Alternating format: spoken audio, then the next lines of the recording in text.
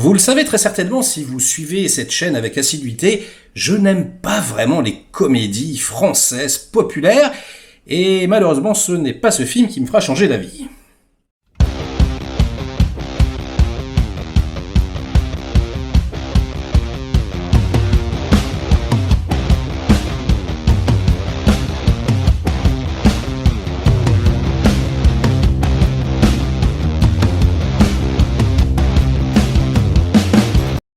Salut les cinéphages, c'est Merege, et aujourd'hui on vient parler de la nouvelle comédie populaire française, Le Nouveau Jouet, réalisé par James Hutt, avec dans les rôles principaux Jamel Debbouze, Daniel Auteuil et Simon Fallu. C'est une adaptation du film Le Jouet, réalisé par Francis Weber en 1976, avec le grand blond préféré des Français, Pierre Richard. Et c'est un film qui a bercé l'enfance d'un nombre incalculable de Français, qui a repassé, 200 fois à la télévision. Un film avec un high concept, jugé plutôt, c'est franchement assez intéressant sociologiquement. Et puis c'est marrant, quoi. Il y a un concept franchement assez fort. Un gosse de riche, il a déjà tout. Il en a par-dessus la tête, plus rien ne lui fait envie. Et donc, il choisit un homme comme jouet. Il pointe un homme et dit « je veux lui ». C'est ça mon cadeau. Donc, c'est assez, franchement, marrant, et je trouve que c'était une bonne idée de faire un remake. Remis au goût du jour, pourquoi pas. Malheureusement, James Hutt, responsable par exemple de Lucky Luke, ou de Brise de Nice, film que je déteste par-dessus tout, et en ce qui me concerne, à mon goût, un très mauvais réalisateur, et j'ai envie de vous dire, ici, il le prouve encore une fois. On va parler déjà de la réalisation globale. C'est une pub pour Caprice des Dieux. C'est-à-dire vraiment, on est dans un monde où tous les protagonistes sont déjà complètement stupides, ce sont des huluberlus, comme dans 80% des comédies françaises, et où également tout le monde il est beau, tout le monde il est gentil. Les potards sont au niveau d'un Walt Disney, si vous voulez, d'un film de Noël, quoi.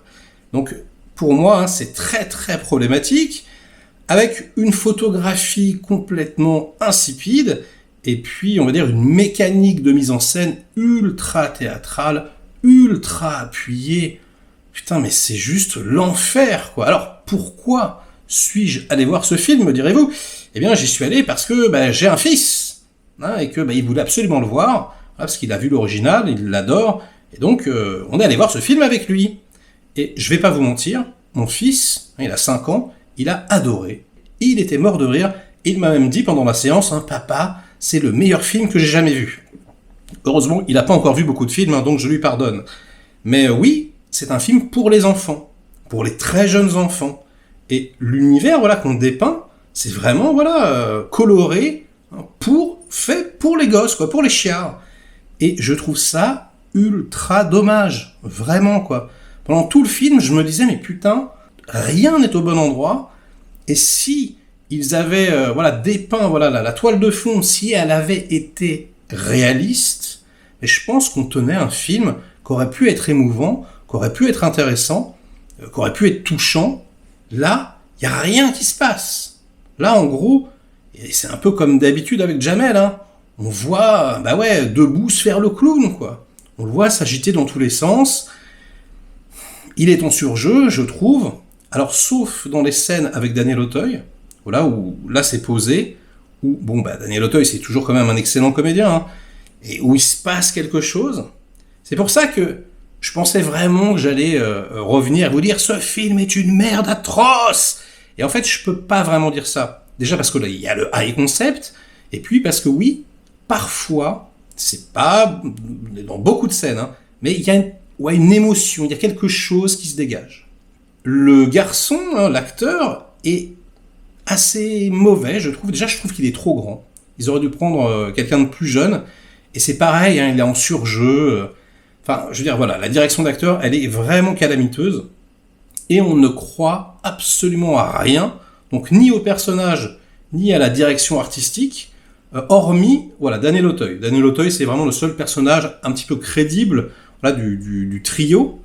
mais on le voit pas beaucoup, c'est assez dommage. Et ouais, tout tombe complètement à plat, quoi. C'est un peu dramatique. Tout le monde est à pied d'égalité. Il n'y a pas vraiment de gentils, il n'y a pas vraiment de méchants.